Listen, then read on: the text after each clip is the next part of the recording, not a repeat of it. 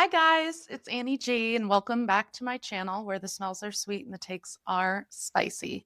It is my goal to make sure that you are never overspending, period, let alone on perfume. So today I want to normalize small collections and decluttering.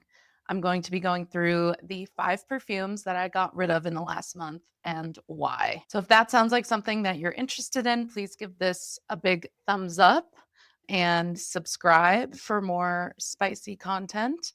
And let's get into it. Okay, perfume number 1, Ambre Sultan by Serge Lutens. I was so curious about this fragrance. You can't really get it in the United States anymore for some reason. Serge Lutens, I think after 2020, pulled out of the United States. And so it used to be a niche brand that was like super readily available. And now it's like a little bit more hard to get in the United States, at least.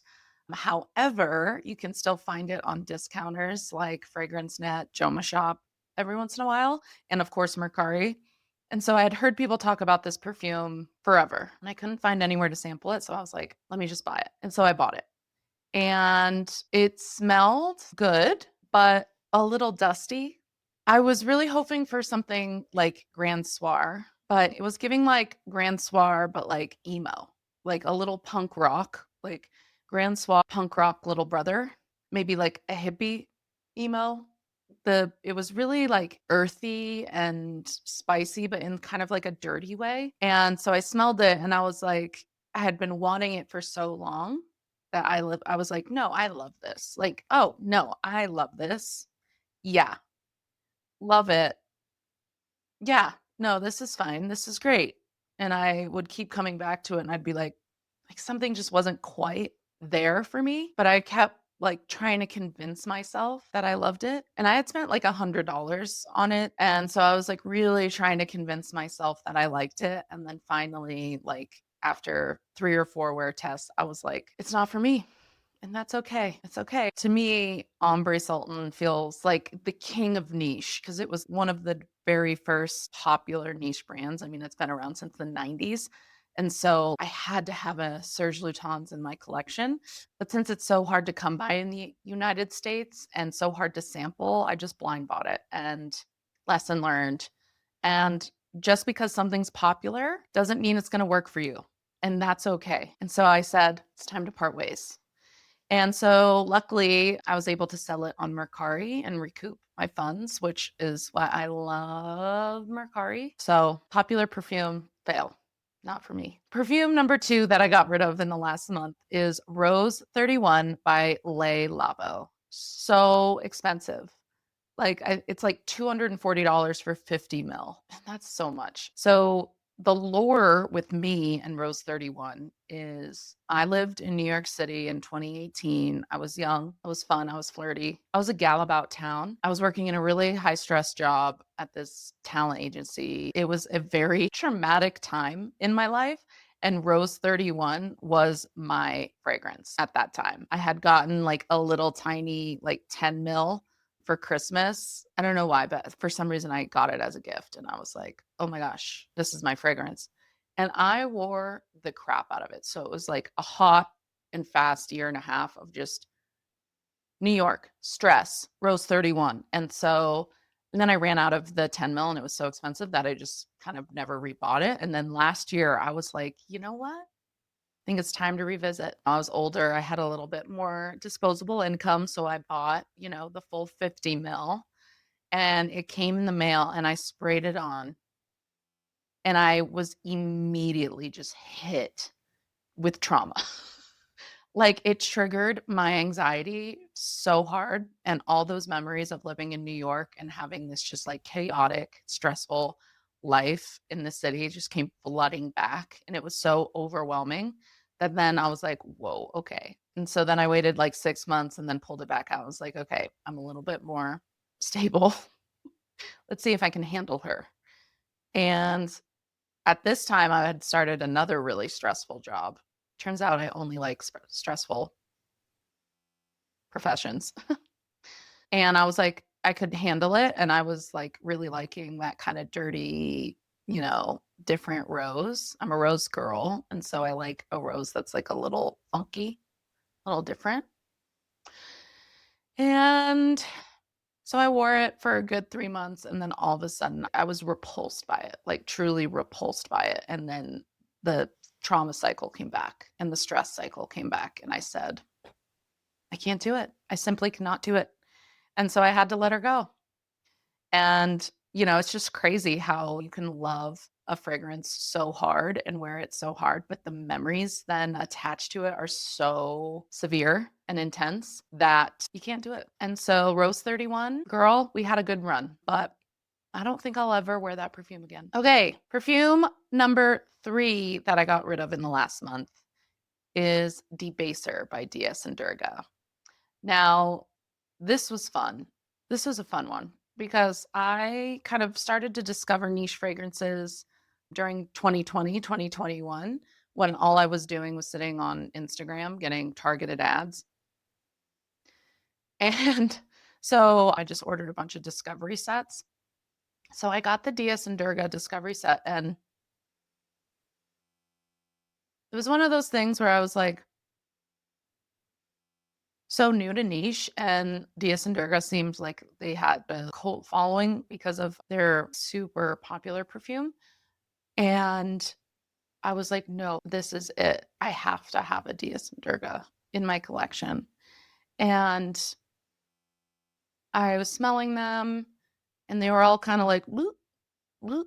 And I think I was so new to niche that I didn't really have the nose for it. I couldn't really understand them. And so all of them were a little too much of something. But there was something about Debaser that kept drawing me back. And it's this really intense fig floral tea woody fragrance that smells really good. It kind of honestly smells like an Abercrombie and Fitch perfume. I think fierce, but like niche. So it's like a little cologne, but fig, really fresh. Something about it I kept coming back to, and I was like, okay, I'm gonna do it. This is the one. And so I bought it, and I just never wore it. Never wore it because something about the fig in there, it was so intense. It gave me such a bad headache every time I wore it, but I held on to it because I had spent so much money on it. And I bought it before I knew about resale, before I knew about like discounters and resellers and things like that.